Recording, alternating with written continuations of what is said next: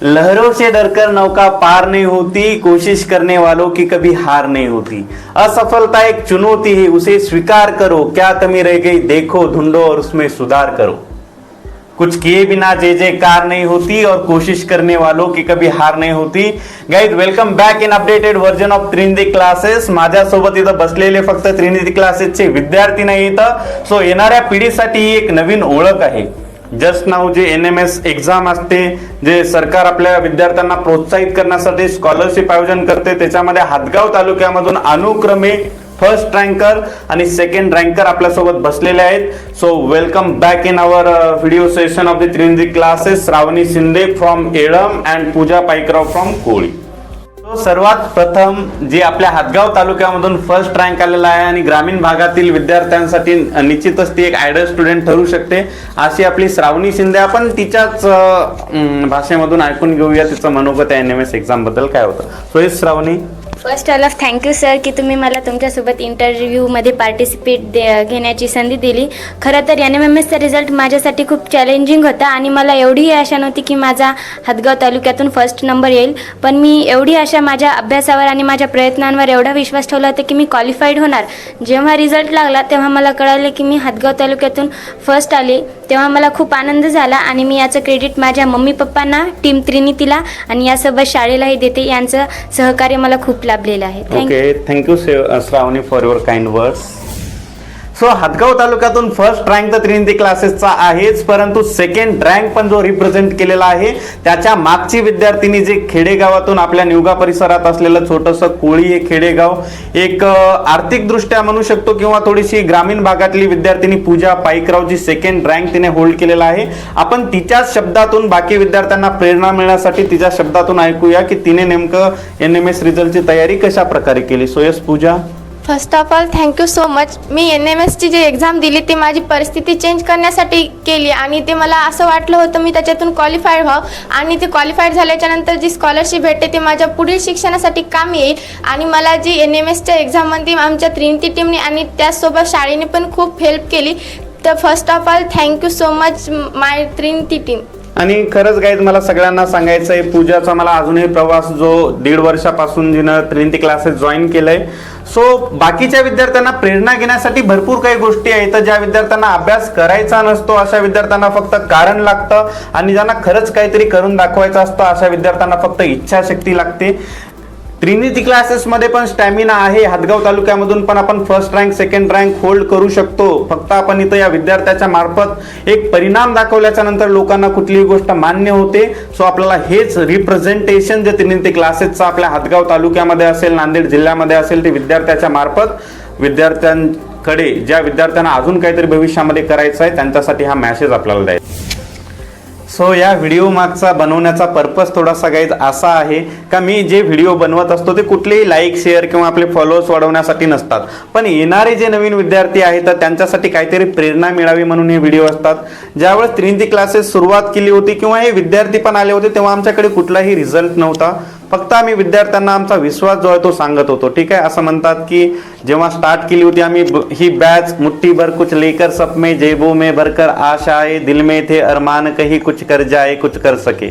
फक्त आम्हाला करायचं आहे हे आम्हाला माहित होतं, रस्ता आम्हाला माहित नव्हता, काही नाही, फक्त प्रयत्न केले तर रिझल्ट भेटतो। त्याचं उदाहरण म्हणून आपल्यासोबत ते विद्यार्थी आहेत आणि इथून पुढची पण आपली जे 7वीची उडान बॅच आहे त्यांच्यासाठी श्रावणी आणि पूजा मला अशी अपेक्षा आहे की त्या व्हिडिओमधून तुमचं जे डेली रुटीन होतं, ठीक आहे, ते कशा प्रकारे होतं ते थोडंसं आपण विद्यार्थ्यांना सांगितलं तर त्यांना पण या व्हिडिओची नक्कीच हेल्प होऊन जाईल।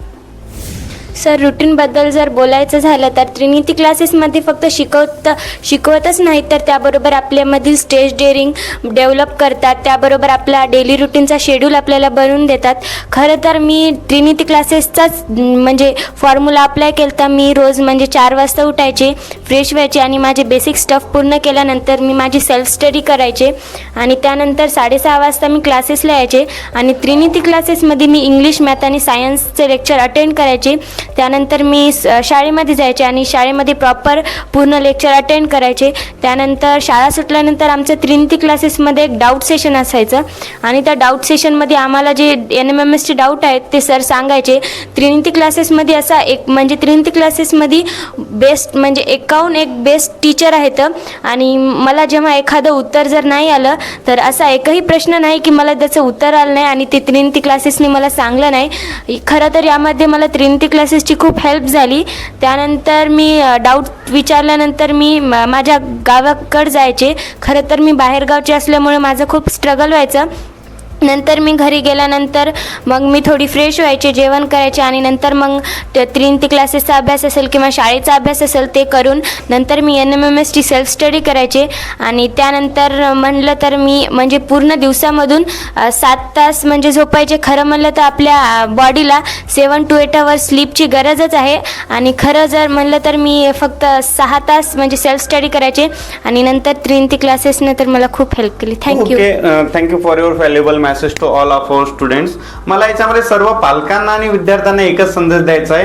हे श्रावणीचा आणि पूजाचा इथं जे इंटरव्ह्यू आहे त्यांचा रिझल्ट आल्याच्या नंतरचा इंटरव्ह्यू आहे. रिझल्टच्या पूर्वी आम्ही सर्वच विद्यार्थ्यांना सारखंच मार्गदर्शन केलं. श्रावणी, असं कधी झालं का तुमचा वेगळा क्लास पर्टिक्युलर घेण्यात आला, बाकीच्या विद्यार्थ्यांचा वेगळा घेण्यात आला? नाही, असं ठीक आहे. कधी नाही. फक्त याच्यामध्ये जे विद्यार्थी पूर्ण लक्ष केंद्रित करतात, ज्यांना स्वतःच्या परिस्थितीची जाणीव असते, तेच विद्यार्थी काहीतरी करून दाखवतात आणि बाकीचे विद्यार्थी फक्त कारणं देत असतात. जसं की मला भरपूर ऐकायला मिळतं, सतीश सर पर्टिक्युलर विद्यार्थ्यांना फोकस करतात किंवा त्रिनिटी क्लासेसची टीम टॉप विद्यार्थ्यांनाच करतात. असं बिलकुल नाही. ही गोष्ट फक्त मला माहिती आहे आणि माझ्या विठ्ठलाला माहिती आहे. मी शेवटच्या विद्यार्थ्यांपर्यंत पोहोचण्याचा प्रयत्न करतो. फक्त जो विद्यार्थी सकारात्मकतेने तो घेतो तो विद्यार्थी जीवनामध्ये सक्सेस होतो आणि नाही करणारे विद्यार्थी फक्त कारण समोर देतात. त्रिनिटी क्लासेस हे फक्त एक क्लास नसून मी बघितलेलं स्वप्न आहे, जे माझ्या जीवनामध्ये शिक्षण घेत असताना मला जिथं अडचणी आल्या, मला अडचणीमुळे काही गोष्टी करता नाही आल्या, ते स्वप्न मी माझ्या विद्यार्थ्याकडून बघतो. आणि माझी आई नेहमी मला सांगत असते की आपली जर इच्छाशक्ती एखाद्या गोष्टीबद्दल चांगली असेल तर आपल्याला चांगले लोक पण भेटत जातात, चांगले विद्यार्थी पण भेटत जातात. आणि नक्कीच या विद्यार्थ्यामुळे माझी एक ओळख बनलेली आहे, म्हणून मला त्यांच्यासाठी काहीतरी करण्याची नेहमीच इच्छा माझ्या मनामध्ये प्रबळ तयार होते. सो पूजा, फक्त आपल्याला व्हिडिओमधून एक मेसेज सगळ्यांना द्यायचा आहे की आपल्या ट्युशनमध्ये जे एक हायलाईट पॉईंट होतो कन्सेप्च्युअल स्टडी, की रट्टा मारू नका, कन्सेप्ट समजून अभ्यास करा. तर तू आपल्या येणाऱ्या अपकमिंग बॅचेससाठी तुझ्या मार्फत कोणता संदेश देऊ इच्छिते? माझे तर पहिले ते 5वी साठी प्राथमिक शाळेमध्ये शिक्षण झाले. नंतर मला कॉम्पिटिशन हे काय असते हे मला माहीत झाले नाही आणि नंतर मी त्रिनिटी क्लासेस हे जॉईन केले. नंतर मला कॉम्पिटिशन काय असते हे त्रिनिटी क्लासेसमधून मिळाले आणि मला पहिले अभ्यास करण्याची तेवढी पण आवड नव्हती. नंतर इथे एकाहून एक टॉपचे विद्यार्थी आहेत आणि नंतर मला अभ्यास करण्याची पण माहिती झाली. आणि जे करिअरमध्ये आपल्याला जे कॉम्पिटिशन असते ते आपल्या ग्रामीण भागातील मुलांना माहीत नसते, पण तुम्ही जर आणखीन कुठे बाहेर शिकण्यासाठी गेले तर तुम्हाला आणखीन पण कॉम्पिटिशन माहीत होईल. आणि मी एवढं आमचे सर म्हणायचे की जेव्हा तुम्ही रट्टा मारून अभ्यास करतात तसा अभ्यास करू नका. जे तुम्हाला कन्सेप्ट असतील, जे डाऊट असतील ते सरांना विचारा. जर तुम्ही ते सरांना विचारून जर क्लिअर केले तर तुम्हाला नक्कीच याचा फायदा होईल. आणि पूजा, बाकीचे जे अपकमिंग बॅच आता यावर्षी NMSची एक्झाम देणार आहे त्या विद्यार्थ्यांसाठी तुझा असं म्हणजे नेमका मेसेज काय असेल की नेमका विषयानुसार अभ्यास कशा प्रकारे करायचा? तर माझ्या मित्रमैत्रिणींनो, तुम्हाला मी एवढेच सांगेल की जे आता NMSची तुम्ही जर फ्युचरमध्ये जर परीक्षा एक्झाम देत असाल तर ते तुम्ही असे कन्सेप्ट जे डाऊट असते ते क्लिअर करायचे. आणि जर तुम्हाला डाऊट असतील तर आपली नक्कीच त्रिनिटी टीम आपल्यासाठी आहे ना, तर त्या त्रिनिटी टीम पाशी तुम्ही पोहोचण्याचा नक्कीच प्रयत्न करा. Okay, thank you for your kind words Pooja. खरंच गाईस, त्रिनिटी क्लासेसला जे आतापर्यंत विद्यार्थी जोडलेले आहेत तर त्यांना खरंच म्हणजे मी कुठल्या माध्यमातून त्यांचे उपकार फेडू हे मला म्हणजे कळत नाही.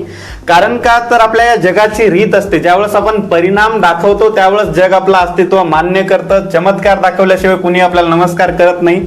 पण हा रिझल्ट आहे, हा काल परवा आलेला रिझल्ट आहे. ठीक आहे, मी नेहमी विद्यार्थ्यांना सांगत असतो रिझल्ट दोनदा येत असतो. ठीक आहे, पहिल्यांदा युद्धामध्ये भाग घेण्याच्या पूर्वी आपल्या मनामध्ये आणि त्याच्यानंतर ऍक्च्युअली इथून पुढचेही रिझल्ट काय असतील 5 वर्षाच्या नंतर, 10 वर्षाच्या नंतर त्रिनिटी क्लासेसचं अस्तित्व काय असेल हे माझ्या मनामध्ये अजूनही आहे. पण ज्यावेळेस आपल्याकडे दाखवायला कुठली गोष्ट असते त्याच्याशिवाय आपण काही सांगू शकत नाही. पण आतापर्यंत खरंच जे विद्यार्थी जोडलेले आहेत त्यांच्यासाठी जे स्ट्रगल आपण म्हणू शकतो ट्रिनिटी क्लासेसचं, आमच्याकडे म्हणजे असं काही हॉल नव्हता, ठीक आहे. असं कधी बसलो गच्चीवर ऊन तपायचं, कधी मग असं फारी वगैरे लावली ते उडायची, अशा याच्यामध्ये विद्यार्थ्यांनी सहकार्य केलं. आणि मी बिलकुल त्याच विद्यार्थ्यांना सांगतो की त्यांनी असं कुठल्याही बाकीच्या गोष्टी बघितल्या नाही, कलरफुल हॉल बघितले नाही ना बाकी कुठल्या गोष्टी बघितल्या. फक्त त्यांना शिक्षणाची जे क्वालिटी समजते, ज्या विद्यार्थ्यांना ज्यांना खरंच जाणीव आहे, त्या विद्यार्थ्यांनी ट्रिनिटी क्लासेस सिलेक्शन केलं. आणि हे मी म्हणत नाही, हे तुमच्या समोर जे विद्यार्थी आहेत ते हे रिफ्लेक्शन त्याचं करतात. हदगाव तालुक्यामधून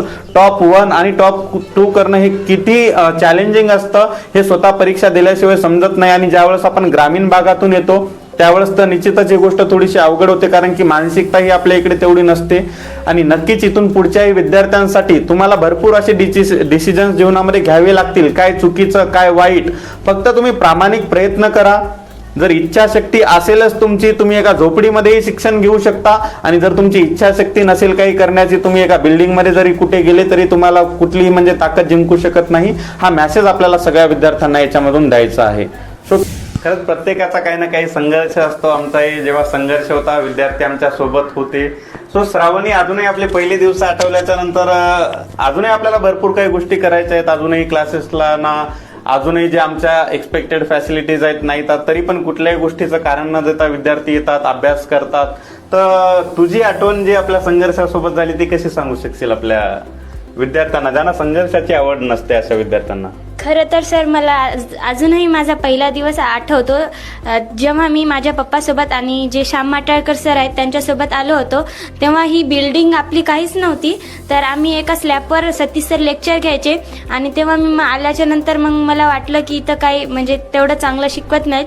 पण जेव्हा मी सतीश सरची किंवा ट्रिनिटी क्लासेसमधल्या प्रत्येक सरची शिकवण्याची टेक्निक, त्यांची स्टाईल जर बघितली तर मला असं वाटलं की आपल्याला म्हणजे कलरफुल हॉल, डिजिटल हॉल किंवा बोर्ड हे काहीच मॅटर करत नाही.